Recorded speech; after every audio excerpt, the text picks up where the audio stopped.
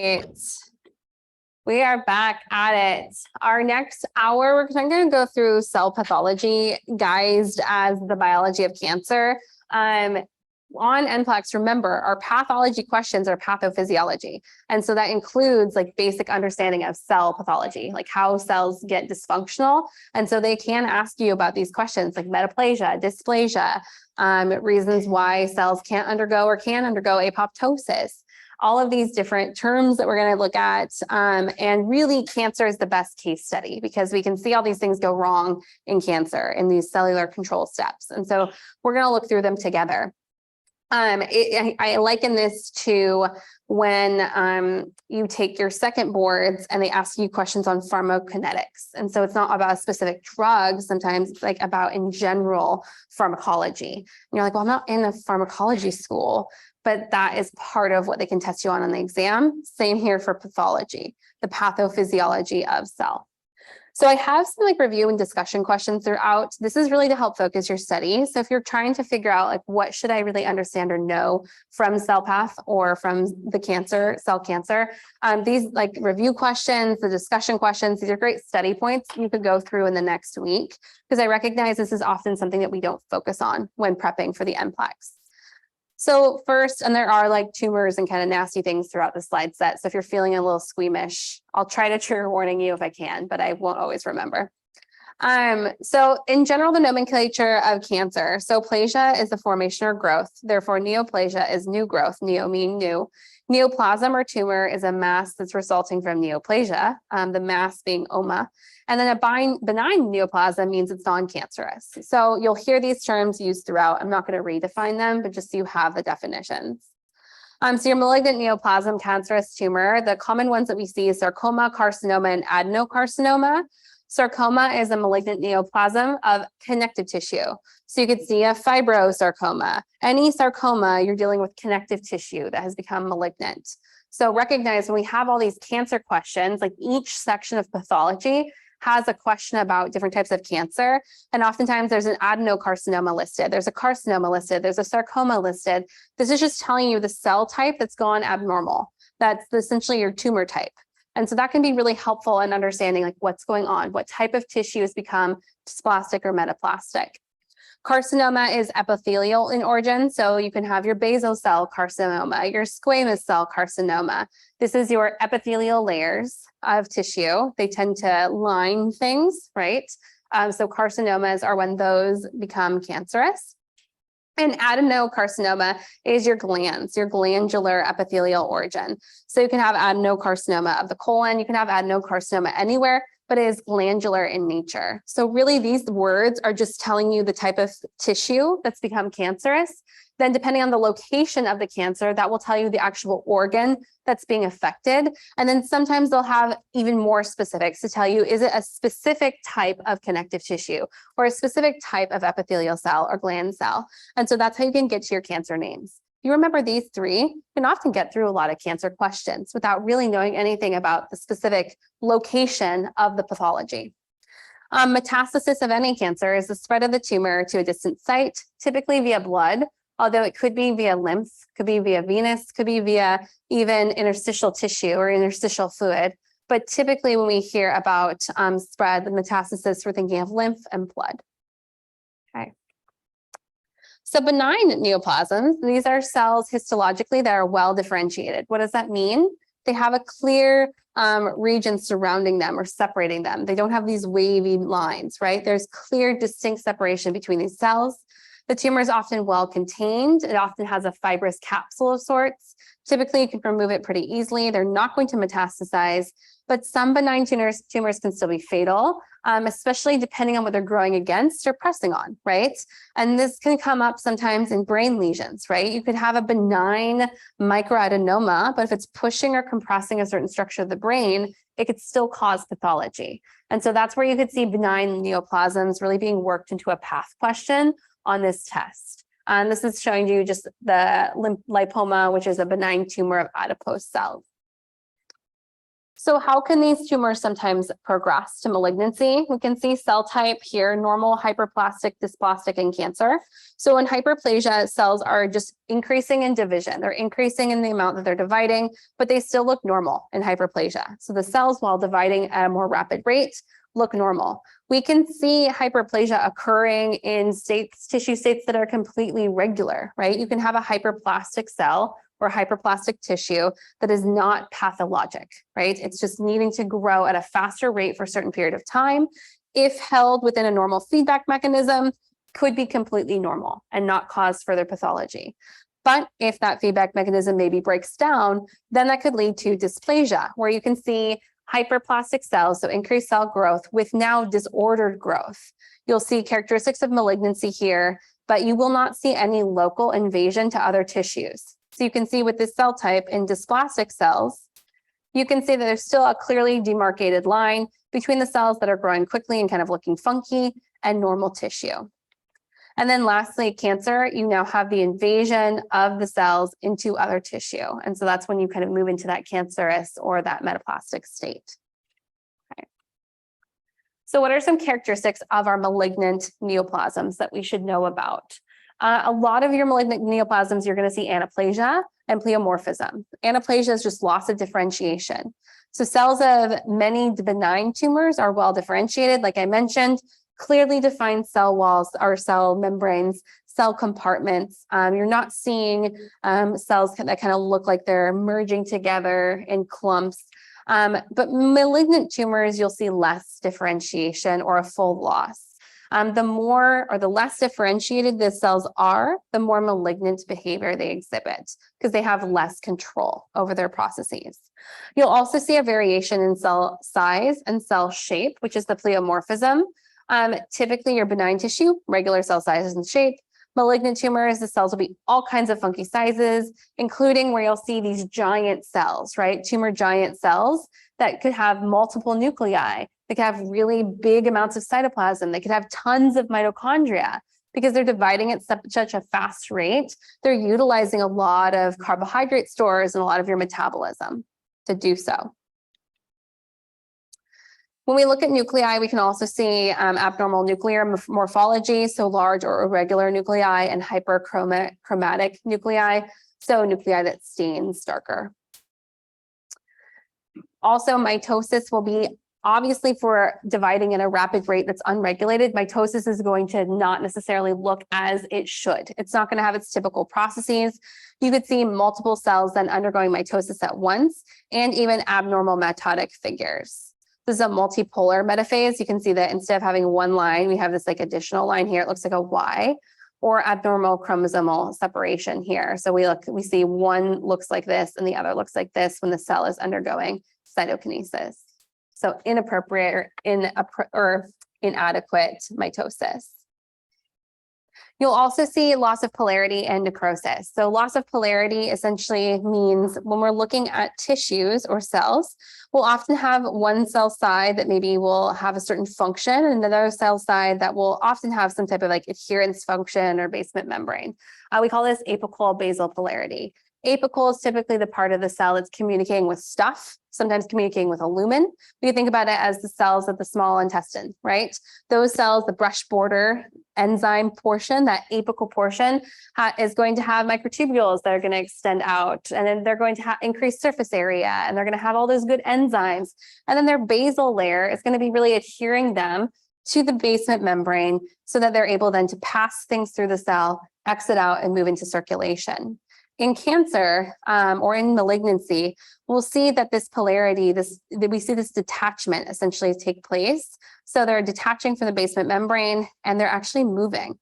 And so we can see this movement taking place or occurring and having them stack on top of each other. This is going to mean decreased absorption of nutrients if that's their job, or decreased secretion of stuff if that was their job. So depending on where the cell type or where the cancer was, if you have loss of polarity, the function starts to go away of whatever cell type is affected. And then necrosis, eventually blood supply and nutrients are not going to appropriately be able to supply the support needed to the rapidly mitotic cells. So you can see some hypoxia to the tumors, And then you could see cells dying off in the central of the tumor. And so this is like the area of necrosis within this area of kind of hyperplastic cell growth or dysplastic cell growth. Okay. A lot of times, one of the hallmarks of cancer is when we move from that hyperplastic stage, that metaplastic or that hyperplastic stage, the dysplastic stage, and then once we actually start to invade other tissues, the metaplastic stage. So malignant tumors can evade other tissues. They can move outside their tumor space to other places. And they do that because they have poorly defined margins and can also adhere to the surrounding tissue better. And so we can start seeing that this kind of tumorous shape here is starting to merge out into other tissue. This may even be an area of necrosis. And so it's starting to now affect these layers externally. It's invading as it goes. Metastasis, I already mentioned, lymphatic spread or blood tube spread. You could even see direct seeding of body cavities or surfaces, like if you had fallopian tube cancer and cells sloughed off, and then they seeded and landed on the ovary. Oftentimes we're seeing, though, cancer is being spread via blood and lymph. Yes? Question about that, because I had like a practice question asked about this. Mm-hmm. I think it was, they had testicular cancer and then they had prostate cancer or metastasis in prostate. Like the question was along the line, why did that happen? And the answer was direct seeding. Mm-hmm. But all of these treatments were an option. Yeah. So is it just kind of based on location? Yeah, if there's a direct connection from, that's a great question. I'm going to repeat it for the people online. So the question was a practice question about cancer, specifically asking, there was a testicular cancer case and the spread was to the prostate. Was that what? And so what was the origin of spread? And so all these answers are available, like blood, lymph, direct seeding, and the correct answer was direct seeding. If there's a direct physical connection between the organs, direct seeding would be your best answer. Now, I recognize vasculature can connect the heart to anywhere. If that's the case, it's going to be hematogenous spread, so actual spread through blood. If it was the myocardial cells spreading to the endocardial cells, that could be direct seeding potentially, or actually I would say that would be local invasion because I'd just be moving through the tissue layers. But so for things that have tubules that connect stuff, the repro system being one of the best examples, because testes are connected to prostate via those different ducts and glands. That's how you get direct seeding. Same with like uterine tube to ovary, direct seeding would be another good example. You could say maybe hypothalamus to pituitary. There could be direct seeding because there's the actual stalk, the infundibulum, that communicates between the two. Trying to think if there could be another. Maybe kidneys to bladder. So you're like kidneys through ureter to bladder. How about in the other direction? Is kind of like, how would you differentiate between lymphatic spread and hematogenous spread? Because like I get like breast Yep. Yep. But like we talk a lot about how when typically in the past things to the lungs or to the bones. Yep. So would that be either? It really is depending on the type of cancer and if lymph node was already involved. So if there's lymph node involvement in the test question at all, assume lymphagenous spread or lymph spread. That's a great assumption because it typically explains better about why certain cancers spread certain directions. Blood spread would be kind of my next best answer after that, but I would lean towards lymph spread first. Yeah. Typically, you'll see cancer, it will have a tumor or a mass, then you'll have local invasion into multiple tissue types, then you'll have local lymph node spread because your immune system cells are trying to like muck up the business and then they spread it to the lymph nodes. And then from there, you could see systemic spread via lymph or blood at that point, because your lymph node is where it can communicate typically into the blood, unless if there's a lot of local blood supply where the initial tumor started. I don't know if that helps, but okay. I say two questions in the, when would you pick blood over lymph or vice versa? I just missed a few. That would be direct invasion. Did someone catch them? Okay. Okay. I think, Ali, I answered the blood versus lymph. And then Direct invasion, you're really looking at the local tissue. And so moving from, like, let's say, moving from the epithelial tissue to the connective tissue locally in one organ or one structure. So that's your local invasion. That typically will happen first before you're having any lymph or metastasis or direct seeding. Okay, good stuff, good stuff. Some other histologic, so this is like a summary slide of some of the things we already talked about. I don't think we didn't, yeah, we touched on all of them. So these are all the histologic characteristics that you could see in a malignant neoplasm if you want them on all in one list. Some discussion questions, we're not going to go through these, but again, these discussion questions, these review questions, they're really here to help you if you're having trouble understanding it conceptually. They'll often apply it to like a pathology. So these would be things I encourage you to talk amongst yourselves and answer and work through the review questions, especially if this is not your strong suit, cell path. So don't be triggered by biochemistry. It's just, we're not going back into the whole thing. There's just a few things. It's really more of a genetics, honestly. So these are some genetic changes that cause cancer. You can have a gain or a loss of function. So gain of function, you'll see increased function of genes that are involved in pathways that normally promote cell growth and division. Essentially, the gene that's going to tell cells to divide is inappropriately activated. It's gain of function, it's upregulated. And so we can start seeing this process go over and over and over again, this process of normal function being turned on or activated too much, right? A loss of function is decreased function of genes that normally limit cell growth. So we have genes that come in and they have like part of that negative feedback loop. Their job is to stop this process if it gets out of whack. And a loss of function would mean that we've lost the ability for those genes to do so. It's all gain of function or loss of function means. We'll talk about some of those genes here in a moment. So genetically, cancer can start with a single cell and a single mutation, but a single mutation is not sufficient to cause cancer, right? So while one cell and one mutation can start it, it can't actually be cancer. Stuff has to happen afterwards. Most of the time, one cell, one mutation will be fixed by the body. But that one cell and one mutation, if it's not caught by the body and corrected, that's where we can start to see cancer developing from multiple mutations or clones of cells that had that initial mutation. And they'll often originate from that one initial cell. The cell line that has the most growth-promoting mutations will end up dominating the tumor. So while you could have multiple different cell types that start mutating, whoever's the dominant one, that's what the tumor type will be. And that will be the more aggressive form of cancer. That'll be the form that's actually actively dividing and growing. You can see epigenetics come into play here, depending on what genes are being allowed to express or being silenced or suppressed. So I want to take one aside on just cell growth and division really quickly. I'm not going to go through all the phases of mitosis, but I do think looking at the cell cycle can be helpful because I've seen this asked before, and I don't want you to miss a Gen Bio question. It's my big goal. So cell cycle is just the series of changes that happen. There's two main phases, interphase, this whole green thing, and the mitotic phase, the M phase. We're really not going to talk about the mitotic phase. We're going to talk about the green phase, interphase. Interphase is subdivided into G1, which is growth, S, which is where DNA synthesis takes place, and G2, which is growth and prep for division. If the cell is not supposed to divide soon, it will leave the cell cycle before entering into interphase, and we call this G0.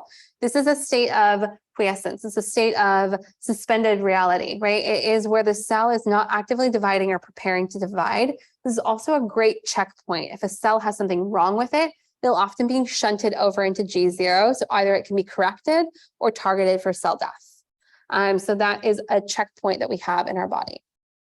There's also some other checkpoints here in G1 and before G2 goes into mitosis to make sure that there's no errors in replication or growth prior to actually dividing and creating more than one of these cells. Yes? Right. G0 is like the other, is that like her? G0 is actually its own, it's essentially, it'll go off here into its own little like happy place where G0 exists. I just don't have it on this picture. But so it's technically before G1, before interphase. After mitosis, if there's a cell that undergoes cell division and it's targeted as maybe doesn't need to divide, maybe the body doesn't need those cells right now, or it's been targeted as there's something that went wrong during mitosis, it'll be sent over to G0 where it just hangs out. Either it'll be corrected, it'll be left there forever to kind of die, or it will be purposely killed off. Yeah. Excellent. G1, it's growing. So it's really like, it's doing all of its biochemical stuff at this point, supporting its organelles, making bigger cytoplasm. S is where it's replicating DNA. And then G2, it's also growing and kind of prepping to actually then divide into two cells, undergoing mitosis.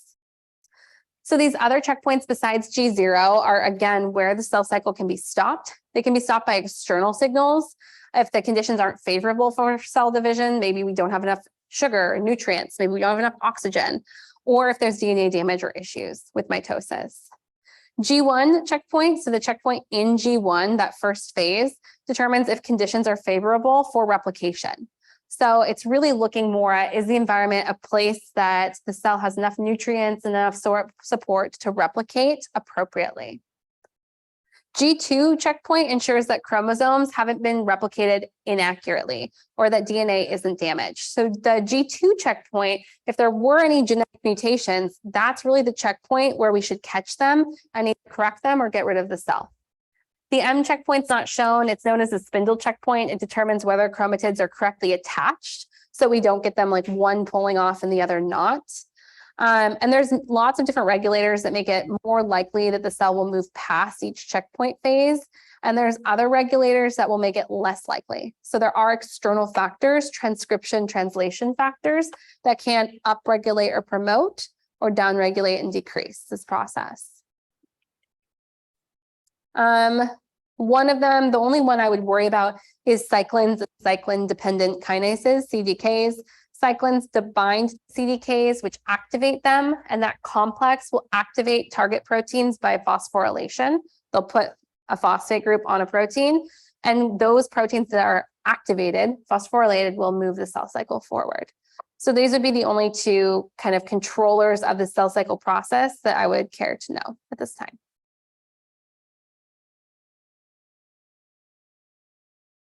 This is just talking about the concentrations. You don't need to know that. There are also tumor suppressor proteins. These can do the opposite thing. So instead of moving things forward, they can prevent cell growth and division, often by stopping or arresting the cell cycle at G1. When there's no signals to undergo mitosis, no mitogenic signals, the protein RB blocks transcription factor E2F, preventing transcription of cyclins. If we don't have cyclins, we can't push that cell cycle forward. So essentially, RB is blocking E2F's function to create the cyclins to move the cell cycle forward, therefore blocking that cell from undergoing mitosis. In the presence of mitogenic signals, CDKs will phosphorylate RB, inactivating it, moving it away, and then E2F is able to actually move forward, creating cyclins and allowing the cell cycle to move on. So there's checks and balances here that exist to prevent cancer. So a lot has to go wrong, right? And this happens all the time, though. That's why we have so many checks and balances in the body. If I wanted you to know one tumor suppressor, it'd be P53. This would be the only one I would care about at this point. There's millions. There's at least 50 we'll talk about in this slide set. But the one I care about you remembering is P53. If you get a question about tumor suppressors, guess P53 if you don't know. It's a pretty good solid answer most of the time. In fact, I know a student who passed their NPLEX just because I think they chose that one. They didn't study anything else about cell path or genes or anything. They studied P53. That ended up coming up a lot. So P53 is an important tumor suppressor. It acts in multiple ways to prevent growth and division of abnormal cells. These are all the things it's kind of doing. We call it the guardian of the genome, right?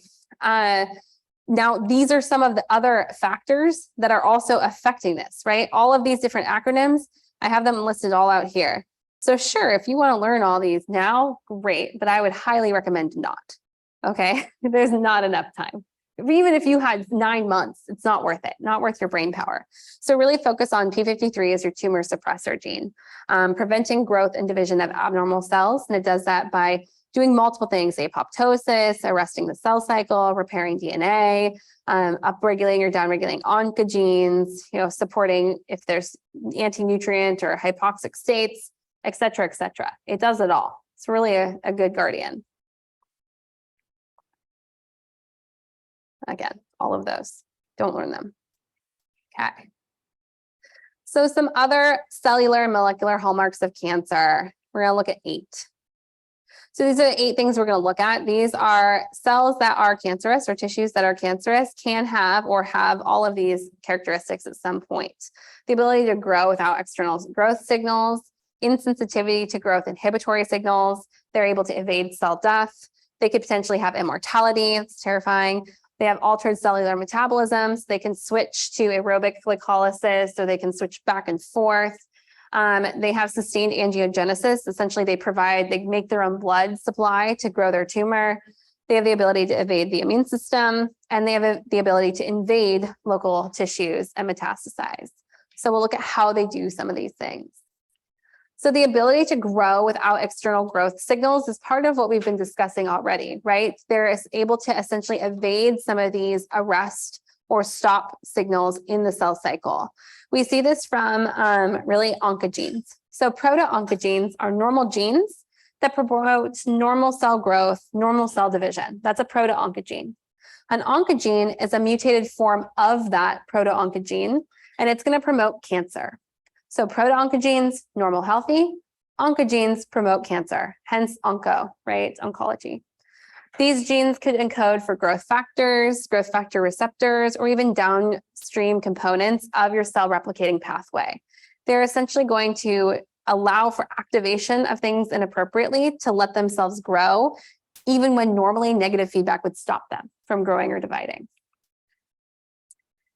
On another way, shape, or form, we see insensitivity to growth inhibiting signals. So our tumor suppressor genes, like P53, these are normal genes that will inhibit cell growth and division. Tumor suppressors shut down proliferation when there's toxic stress in the cell, and they'll prevent proliferation of damaged cells.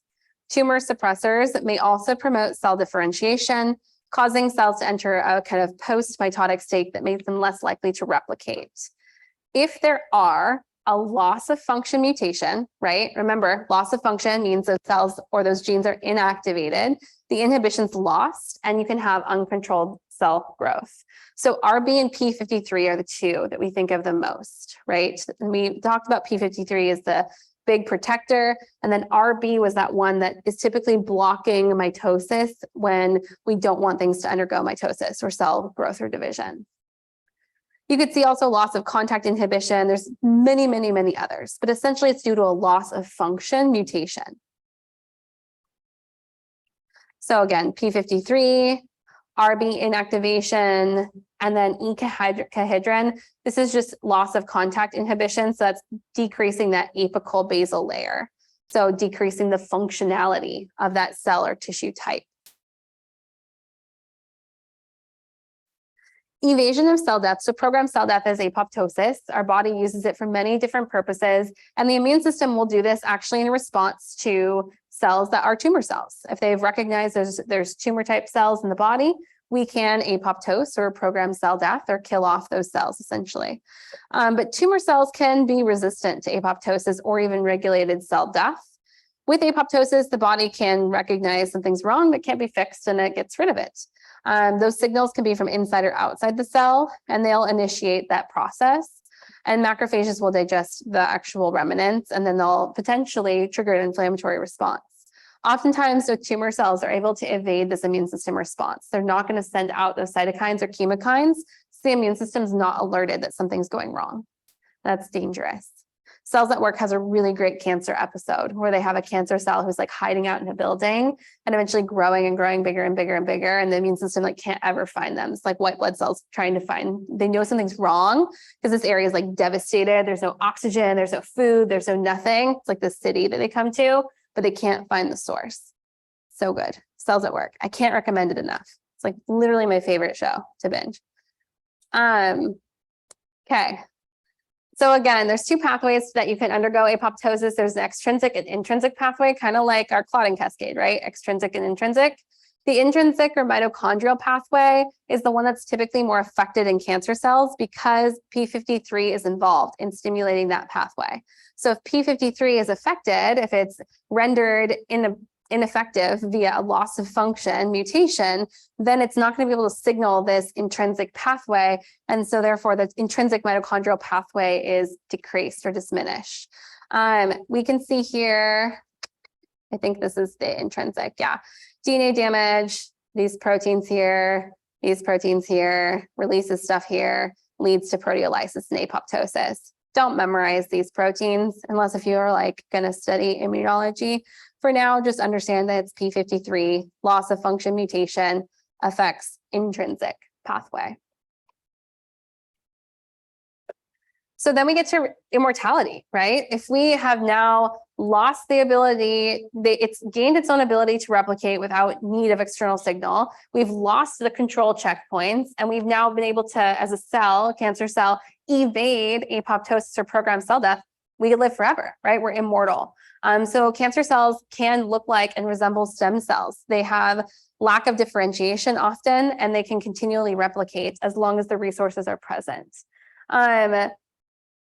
Typically, cells in our body get limited over time by telomere loss with each cell division. So there's only a certain amount of time one cell, unless if it's a stem cell, can replicate, undergo mitosis before they become sentient, because there's just not, or not sentient, they become quiescent. Essentially, there's just not enough for them to actually divide anymore. But stem cells and cancer cells, they avoid that. They express their own enzyme telomerase, which essentially lengthens their own telomeres and can continue them to be able to undergo mitosis.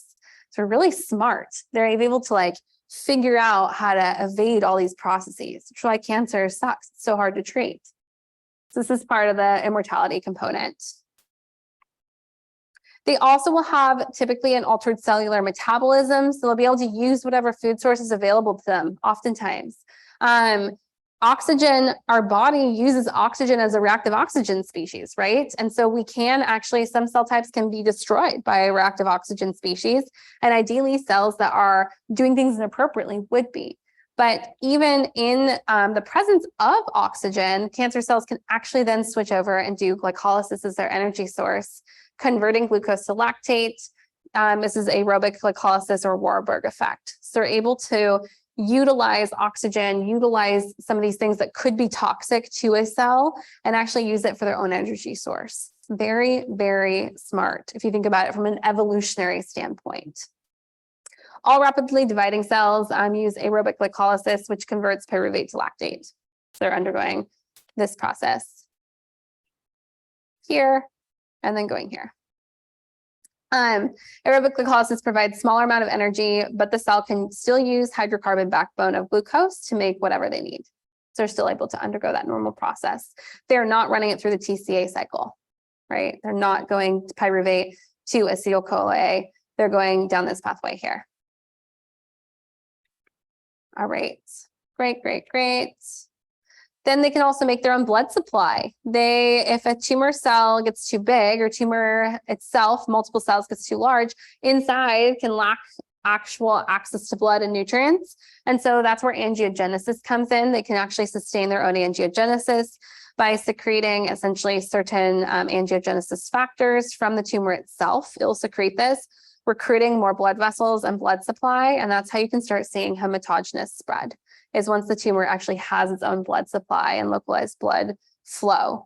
That's why if we look at like an ovarian cyst and we're concerned about like cyst versus tumor, we're looking at blood supply, we're looking at blood flow, we're looking at angiogenesis. You could see Doppler flow being really helpful in saying, okay, we expect there to be blood supply, but how much blood? Is there inappropriate amount of blood vessels being developed here in this cyst or in this growth? We might then be concerned for an ovarian tumor, ovarian cancer. And so you can see kind of here, this process of angiogenesis. It's essentially just creating more different pathways for blood flow. And it's using these different factors. VEGF is probably the one that's talked about the most as the most prolific or most commonly tested or asked about angiogenesis factor. So that would be the only one I would maybe commit to memory.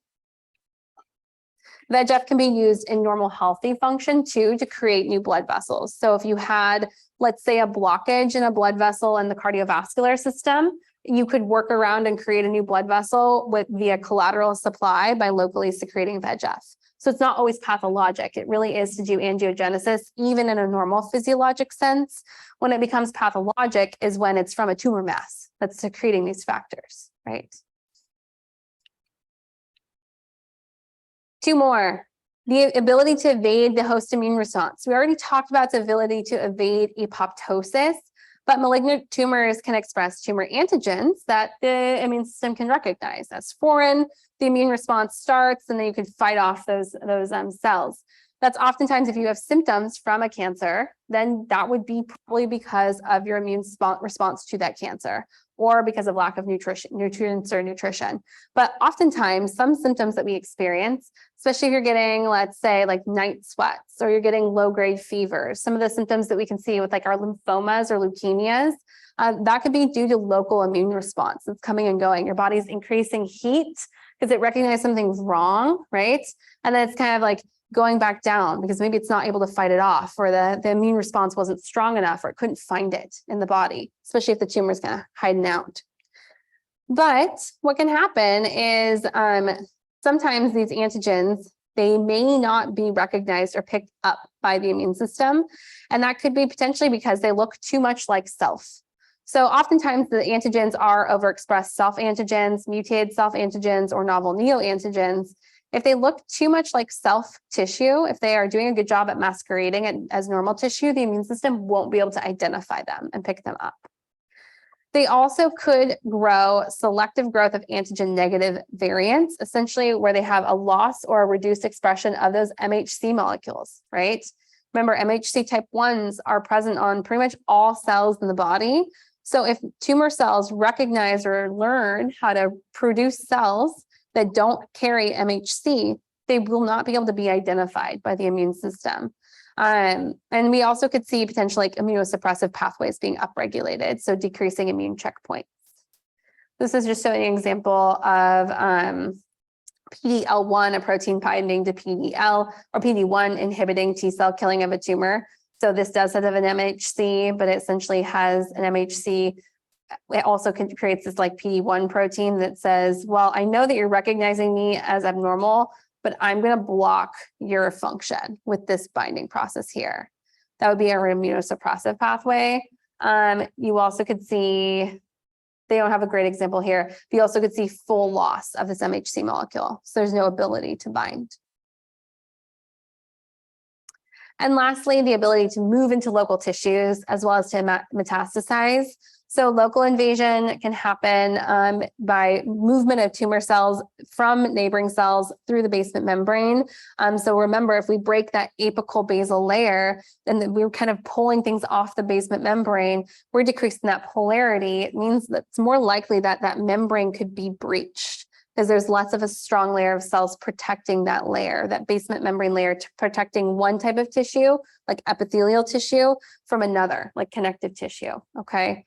So if we break down the basement membrane and we break through the interstitial connective tissue, we can move from one type of tissue to another. We can invade, we can cause cancer in more than one tissue type. Cancer cells can also change the behavior of the cells surrounding them to support local evasion. And it can also move eventually, obviously, via intravasation into the blood. So it can move through that endothelium. Intravasation, like I mentioned, or intravasion, cells are moving into the blood or the lymph. They're moving essentially through the gaps in between endothelial cells. And then they could also survive in systemic circulation or lymph. In the blood, they move kind of as a clump with platelets. In the lymph, they'll evade the immune surveillance at lymph nodes. Extravasation is just leaving the blood, and they can leave any new capillary blood bed. Fenestrated capillaries in particular, bone, liver, kidney, may be vulnerable to metastasis or metastasis because it's easier to get out of those blood cells or blood vessels. Okay. And then metastatic colonization, once they leave, they could enter into a state of dormancy. Depending on where they go, if the factors are available for them to continue to grow, they will. So if they have the nutrition, the oxygen, the space, they will continue to grow and proliferate. They can secrete signaling factors that can act on the cells that are present, and then those cells can secrete growth factors that can act on tumor cells. So they can kind of promote their own cell growth by influencing the cells around them. So those are your 8 hallmarks. How are we doing? Okay. Okay. At least if we have some name recognition on the test, I'll feel good for some of these things. P53, that's your big one, tumor suppressor. No an oncogene, bad. Proto-oncogene, fine. Loss of function, gain of function. VEGF for angiogenesis. Probably be, oh, and then seeding versus lymph flow versus local invasion versus blood flow, right? Those pieces are probably most high yield. The only piece I want to talk about here, we've discussed a lot of this already, but when it comes to genomic instability, this is really the mutations we've been talking about, right? So I'm not going to go into the weeds already here, like BRCA, BRCA mutations, inherited mutations that can increase the risk of breast and other cancers. So that's really when it's talking about genomic instability. Chemicals can obviously increase our chance of cancer exposure to carcinogens. I typically see this stuff being asked more on NPLEX 2 than NPLEX 1. So that's why I'm kind of crossing through it quickly. But where you could see this kind of flowing into maybe your test is typically if it's an indirect acting carcinogen, it can require a metabolic conversion by your CYP450 enzymes before becoming carcinogenic. And so that's where we can see that tie-in with CYP450 carcinogens and cancer. Again, I find this to be more appropriate for NPLEX 2. So I wouldn't spend a lot of time on this. Just know it exists and there's different ways that environment can influence cancer exposure. Obviously, UV radiation or ionizing radiation can cause actually a breakage in DNA strands. Sorry about the eye picture. Microbes are a good one. This is a good one to think about, these 4. So HPV, human papillomavirus, cervical cancer, as well as others, by integrating its own DNA into host DNA, and it can inactivate P53 and RB. So that's what it's doing, essentially. There's certain types of HPV strains that are more likely to cause cancer than others. Because it's not diagnostic, I don't always see that asked on this test, although it could potentially, but definitely they could ask you in regards to what's inactivating, what's its pathogenesis. So no, it's affecting that P53 tumor suppressor gene. Epstein-Barr can cause lymphoma and as well as other cancers or lead to increased risk. Hepatitis, hepatocellular carcinomas, and H. pylori gastric cancer. Those would be the big viral associations, at least. We'll talk a little bit more about them next week, but these 4 are more commonly asked about. Inflammation, obviously, is a component, a hallmark of cancer. Really, the only one we haven't discussed about is fibroblast proliferation and collagen deposition. If we think about our inflammatory processes of healing, if something is damaged, right, we're going to lay down new fibers to try to heal that region, try to heal that area. So we think about a tumor, we're disrupting a bunch of tissue layers. And so the body's going to try to maintain those layers by laying down fibers, by putting down collagen. And so when we put down more fibers and collagen, that's great in the sense of we're trying to prevent gaps in tissue, gaps in structure, but it's not so great in that, fibers and collagen are stiff. And that's probably not the same type of fibers that were there before in its presence. And if we don't have adequate remodeling afterwards, then we can see leftover scar tissue and we can see even more dysplasia or metaplasia because now we don't have the appropriate cell type in the space that was there before. And so the fibroblast proliferation, collagen deposition is the one kind of inflammation component we don't talk about quite as much. The other 4 we've discussed kind of already. Epigenetics, we've talked about.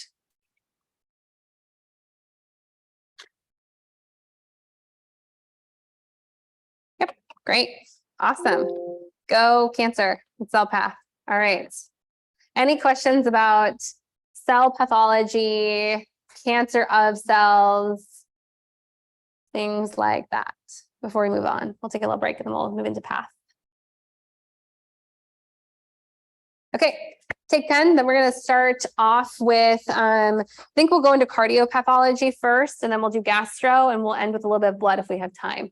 At the beginning of our next path discussion, I'm going to talk you through what you should actually worry about for pathology when we go through these.